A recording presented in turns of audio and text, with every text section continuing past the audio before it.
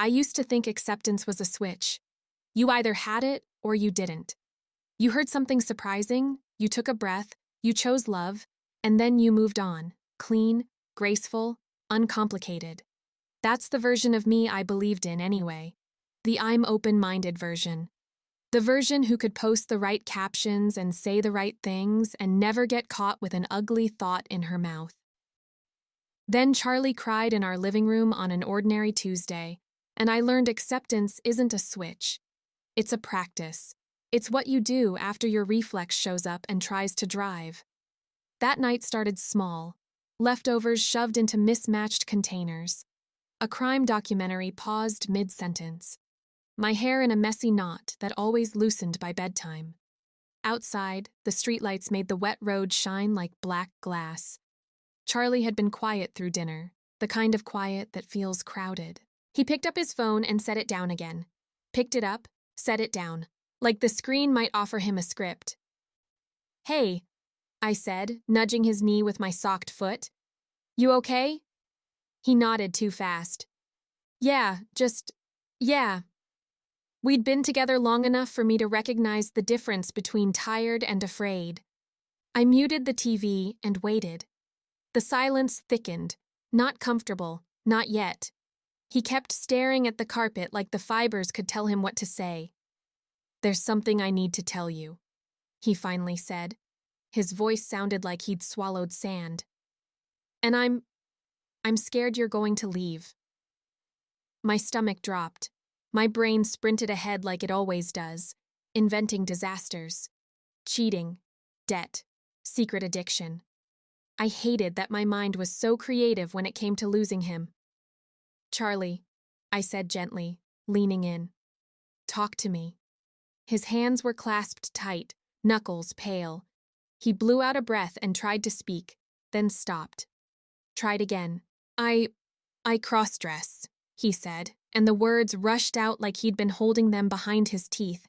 He flinched, waiting for impact. For a second, my brain lagged behind the sentence. "Crossdress," I repeated, because repetition is what people do when the world shifts and you need your mouth to buy your mind time. He nodded, eyes shiny. "I wear women's clothes sometimes, like pantyhose and panties, and I like slipping into them, and sometimes makeup and heels." He said the details quickly, like they might be dangerous. "Not all the time, not like out, mostly private, but it's a part of me."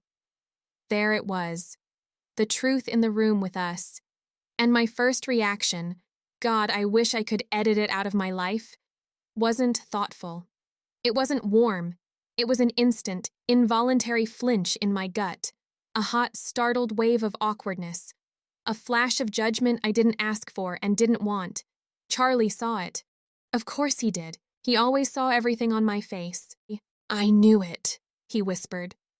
Then his face crumpled. He covered his mouth like he was ashamed of the sound he was about to make, but the sobs came anyway, quiet and uneven, like his body had been waiting years for permission to break. "I didn't want to lie to you," he said, words tumbling between breaths. "I love you. I love you so much. This doesn't mean I don't want you, or I'm not attracted to you, or I don't even know how to explain it without making it sound." He shook his head hard. "I just need you to know. I need you to know me." The room seemed too bright. I heard the refrigerator hum, the heater click, a car swish past outside.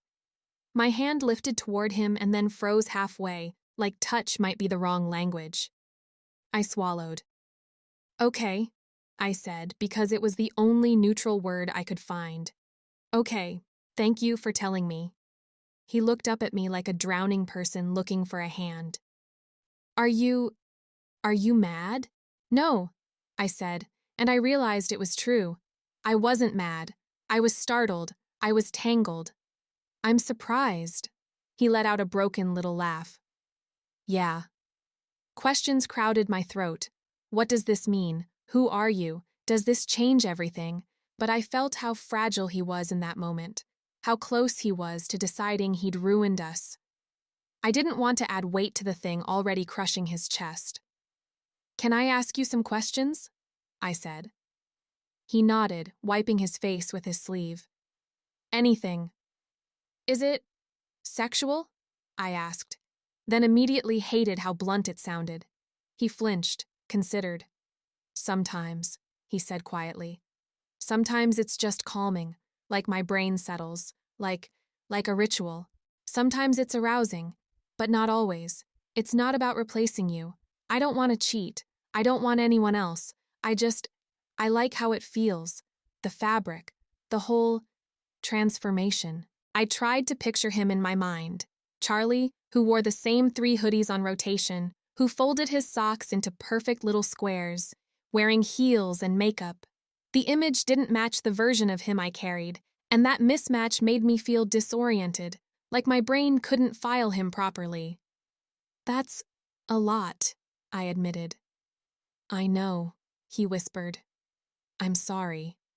"Don't apologize," I said, surprising myself with the firmness in my voice. "You didn't do anything wrong by telling me." He stared at me like he couldn't believe I meant it.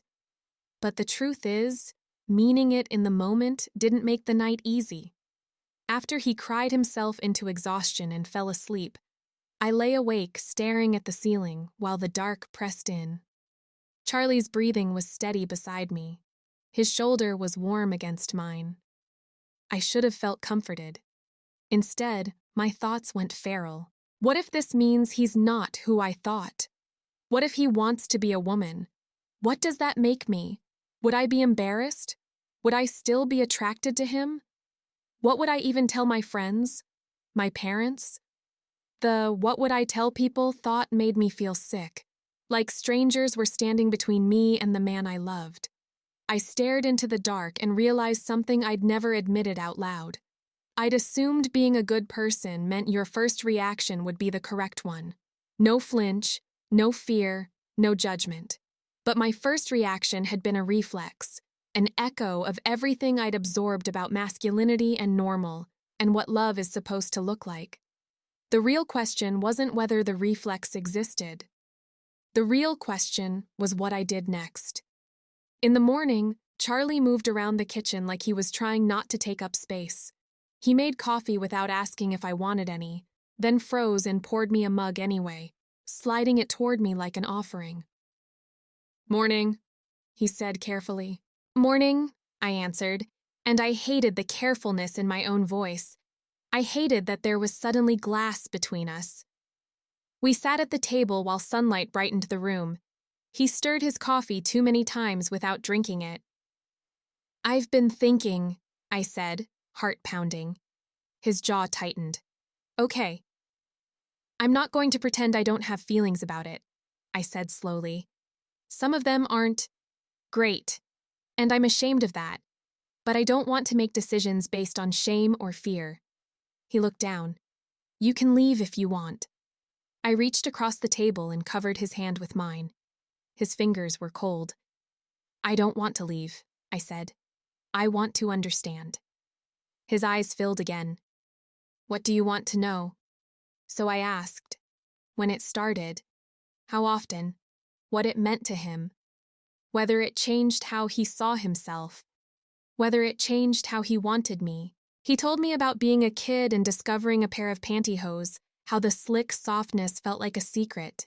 He told me he tried to bury it in adolescence, then again in college, then again in his 20s.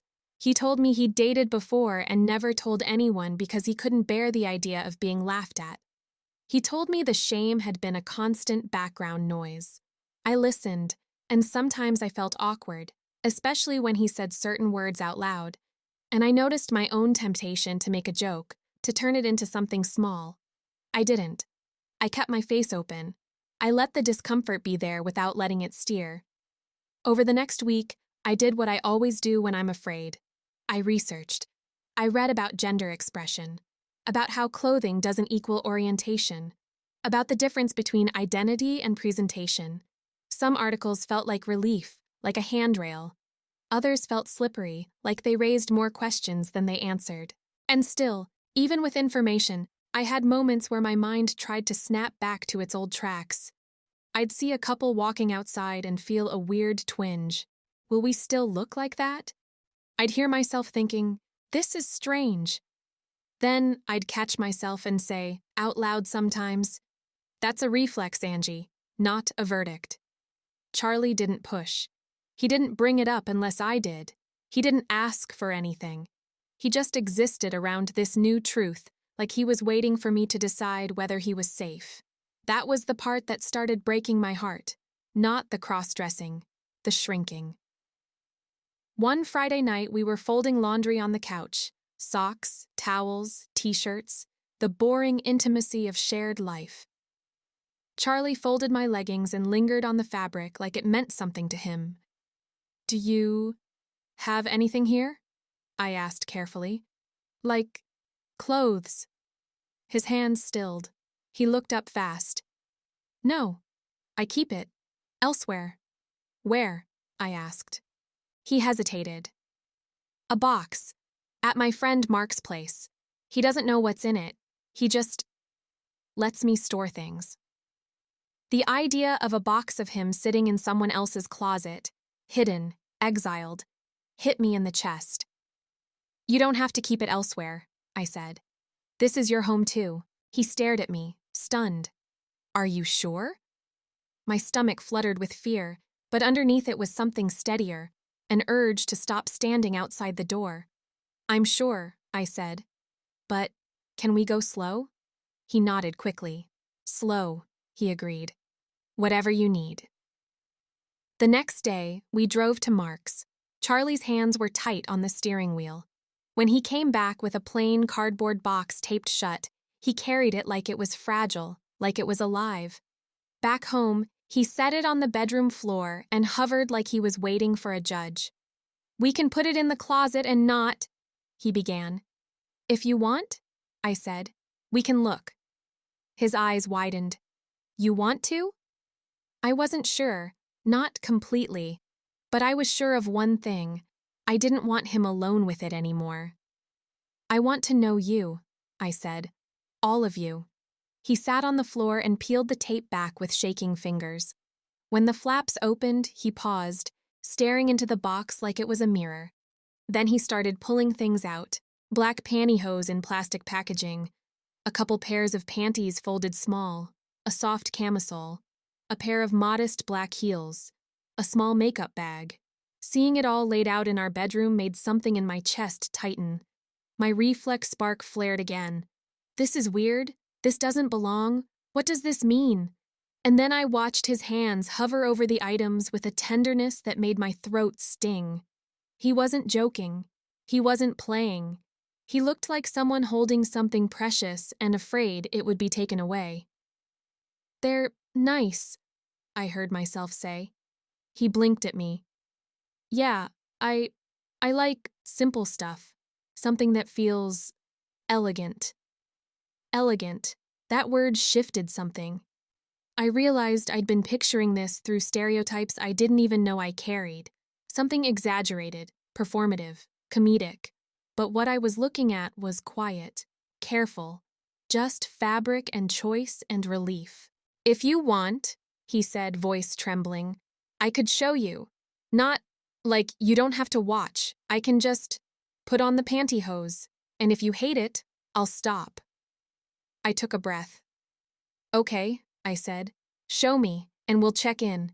You can stop anytime. I can stop anytime. He nodded and went into the bathroom with the box. The door clicked shut.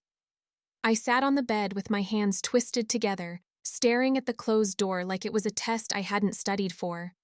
When he came out, he was still in his shirt and jeans, but the subtle sheen of pantyhose showed at his ankles where his jeans lifted. His face was bare, cheeks flushed. I just started with this, he said softly. Is that okay?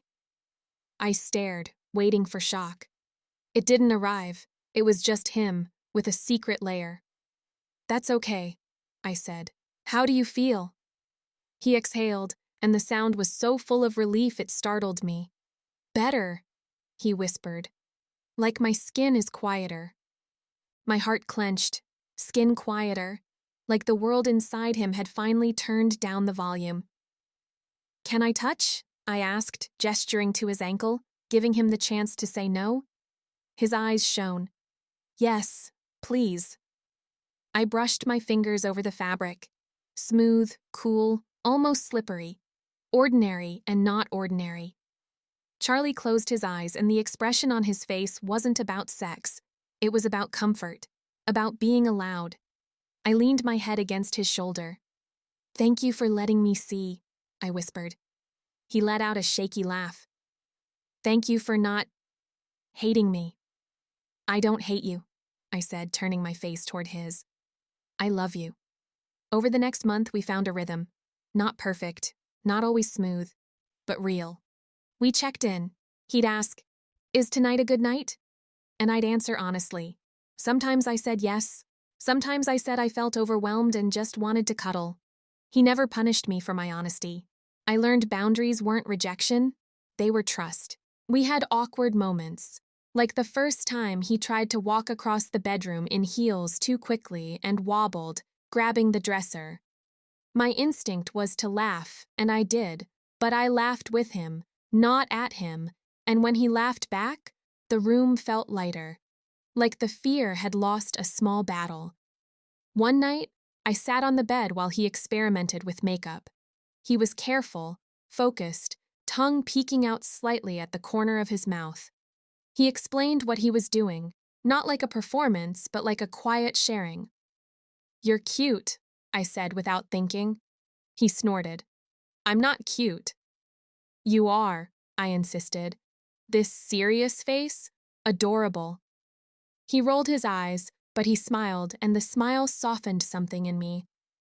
Because he looked happy, not reckless happy, safe happy. And I realized something unsettling and tender.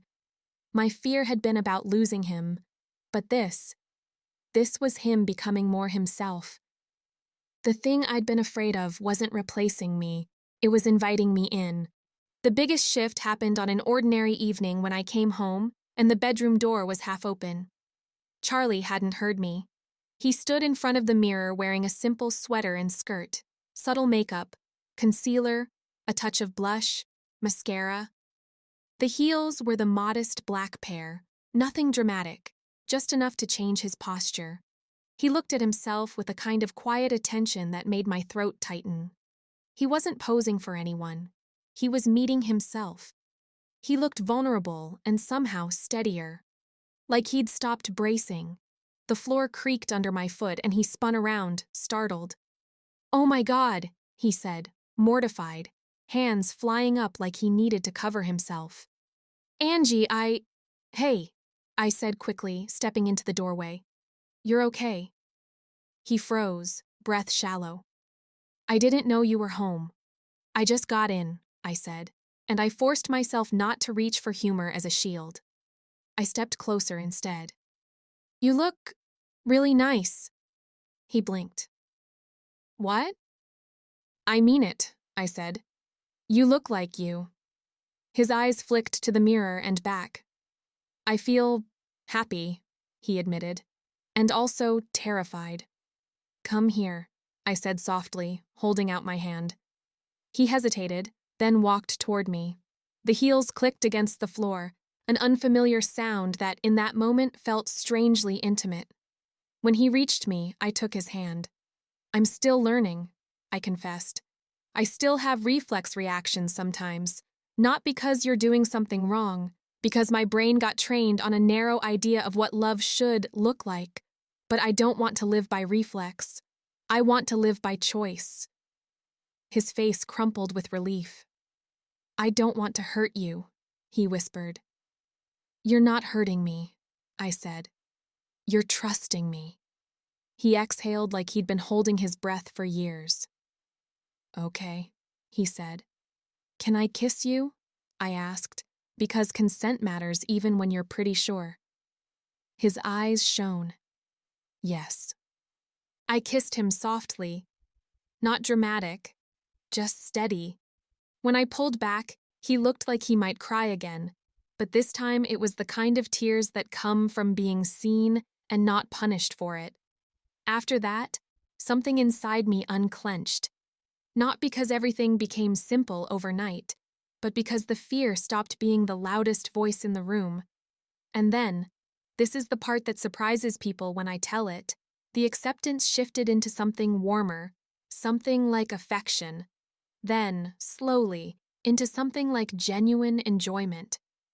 It started with little things, the way Charlie's shoulders dropped when he slipped into the clothing that calmed him, the way his laughter came easier on those nights, the way he looked at me, grateful, yes, but also more present, less guarded, like he wasn't spending half his energy hiding. It became our private ritual, not a secret that rotted in the dark, but a shared tenderness we protected, our thing, not because it was forbidden, but because it was intimate, like an inside joke, like a song only we danced to in the kitchen. One evening, I came home to find a shopping bag on the bed, and Charlie sitting beside it with that nervous look, hopeful and afraid at the same time. "I bought something," he said, voice small, "but I don't know if it's too much." I sat next to him and peeked inside. Smoky gray pantyhose and a matching camisole, simple, elegant, soft. A spark of affection lit in me so quickly it startled me. Not curiosity, not I'm being supportive, just I wanted him to feel good. I wanted him to have this. "Do you want to put it on?" I asked. His eyes widened. "You want me to?" "Yes," I said, then swallowed, cheeks warming. "And could I help? Only if you want." He looked like he might shatter from relief. "I want," he whispered. So I helped. Slowly, carefully. I held the fabric while he stepped in. I smoothed the pantyhose up his legs with my palms, feeling the sleekness under my fingers, watching his face soften with each touch. It wasn't explicit. It wasn't about a performance. It was about closeness, about trust and presence and being allowed to share something tender. When he stood in front of the mirror dressed, he looked at himself, then at me. He looked proud in a quiet way, like someone who had survived his own fear. "What do you think?" he asked, voice trembling. I stepped behind him, slid my arms around his waist, and rested my chin on his shoulder. In the mirror, our faces were close. We looked like us, just two people, soft lamplight and a private world. "I think," I said slowly, "that you're the person I want to grow old with." He turned his head, eyes wide. "What?" My heart hammered.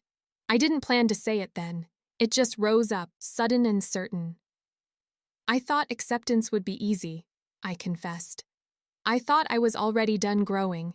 And then you told me something that scared me, and my first reaction wasn't pretty." I squeezed him a little tighter.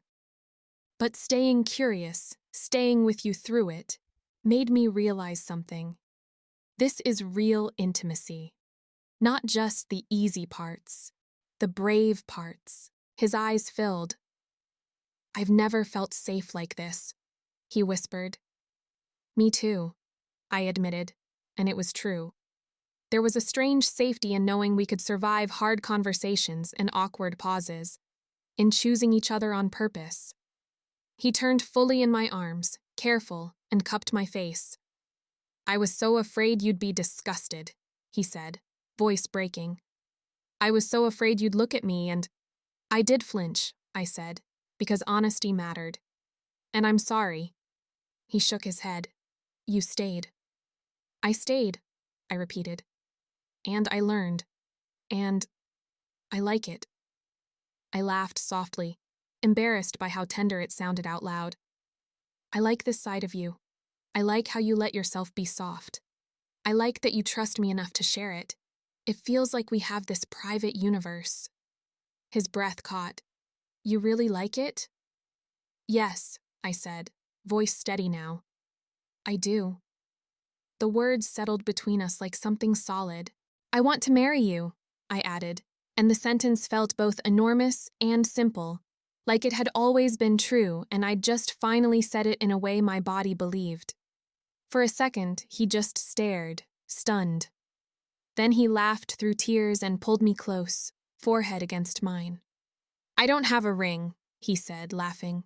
"I don't need a ring right now," I whispered. "I just need you." He nodded, blinking hard. "Okay," he breathed. "Okay." Later, we lay under the blanket in the warm lamplight. Charlie had set the heels neatly on the floor like he always did. He still wore the pantyhose, and our legs tangled together. His breathing was slow and peaceful. The constant tension in his shoulders was gone. I traced a gentle line along his knee through the fabric and felt him sigh, content, present. I realized I wasn't touching a secret anymore. I was touching my partner. I was touching the truth. And I thought about that version of me who believed acceptance was effortless. I wished I could reach back and tell her, "You're going to have reflex judgments. You're going to feel awkward. You're going to worry about what people think. And then you're going to learn the only part that matters is what you choose next. Because real love isn't the absence of fear. It's the decision to stay curious anyway, to return to each other, to say with your whole body, not just your mouth, 'I'm here. Show me. We can hold this together.'" Charlie shifted beside me, half asleep. "Aang," he murmured. "Yeah?" I whispered. "Thank you," he said, voice thick with sleep. "For seeing me." I pressed my lips to his shoulder. "Always," I said. And this time I knew it wasn't just a promise. It was the quiet, daily practice that had brought us closer than I ever expected. A private universe of trust and softness, built not from perfection, but from choosing each other after the flinch.